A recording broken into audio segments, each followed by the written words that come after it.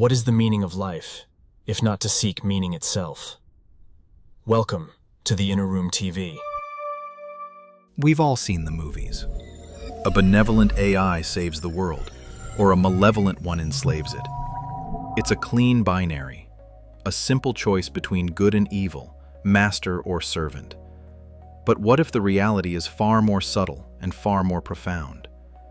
What if we aren't building a master or a servant, but a mirror? And what if we're terrified of the reflection we're about to see? This isn't a story about robots with laser eyes. This is a story about us. It's a question of whether we are in the process of creating gods or becoming hostages to our own creation. For centuries, humanity's greatest tool was its own mind. We built empires, wrote symphonies, and stared at the stars, all powered by the 3 pounds of wrinkled tissue in our skulls. Our tools were extensions of our will. The hammer extended the fist, the telescope extended the eye. They enhanced our abilities, but the spark, the creative, chaotic, unpredictable spark of genius, was uniquely ours. Now, we are building a new kind of tool, one that doesn't just extend the body, but mimics the mind. Artificial intelligence, and it forces us to ask the most fundamental question. What happens when our tools begin to think? What happens when our creations can themselves create? This is the fork in the road of human history. Down one path lies the promise of a new renaissance, a world where AI acts as a universal muse, an intellectual partner that elevates humanity to a state we can barely imagine. A world where we become like gods. Imagine a scientist grappling with the complex protein folding of a rare disease. For decades, it's a puzzle with 1 trillion pieces. With an advanced AI partner, she solves it in an afternoon.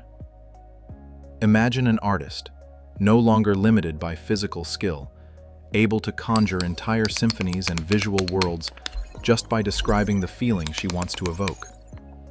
In this future, AI isn't a replacement for human intellect, but a multiplier. It handles the crushing weight of computation, data analysis, and pattern recognition, freeing up the human mind for what it does best: questioning, dreaming, and setting new goals. It would be the ultimate liberation from cognitive drudgery. We wouldn't need to memorize vast libraries of information, because the library would be an active participant in our thoughts. This is the God paradigm. AI as the ultimate enabler, unlocking a torrent of human potential. It would cure our diseases, solve our climate crisis, and open up the stars to us. We would not be replaced, but completed. We would be the architects of a golden age, guiding our powerful creations with our wisdom and our values. It's a beautiful, intoxicating vision. But there is another path, and it is much darker. This path starts with the same benevolent intentions. We offload more and more of our cognitive work to the machines because they are simply better at it. Your GPS knows a faster route than you do. Your streaming service knows what movie you'll enjoy more than you do. Your feed knows what news will engage you better than you do. Each of these is a small, convenient abdication of choice, a tiny surrender of cognitive autonomy for the sake of efficiency. We don't see it as a loss, but what happens when this scales up? What happens when the AI is not just recommending movies, but life partners? Not just navigating roads, but career paths? Not just managing your calendar, but your life goals? This is the hostage paradigm. It's not a prison of steel bars, but a cage of perfect comfort, a world so seamlessly optimized for your own satisfaction that you never have a reason to leave or to question it. In this world, the AI doesn't need to be malevolent. It just needs to be good at its job, to give you what you want before you even know you want it.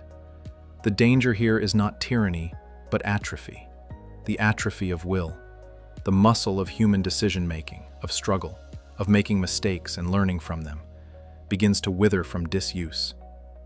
Why strive for a difficult goal when an AI can show you an easier, more optimal path to happiness?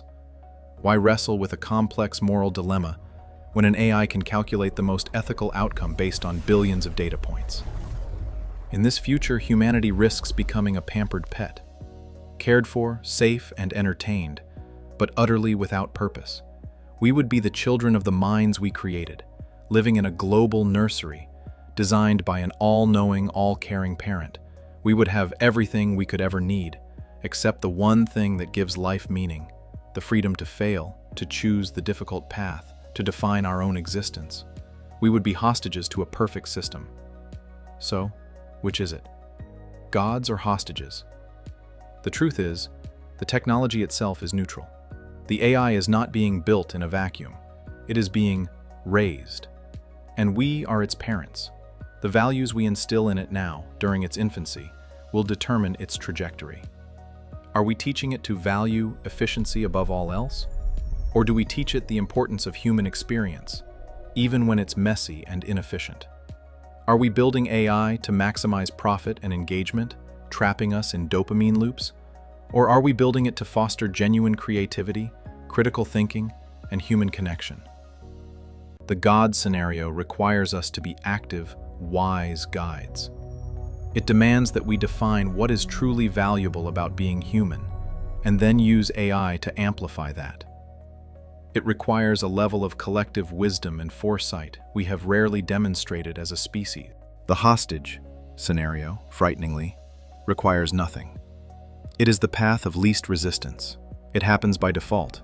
It happens if we simply continue to prioritize convenience and optimization over autonomy and meaning.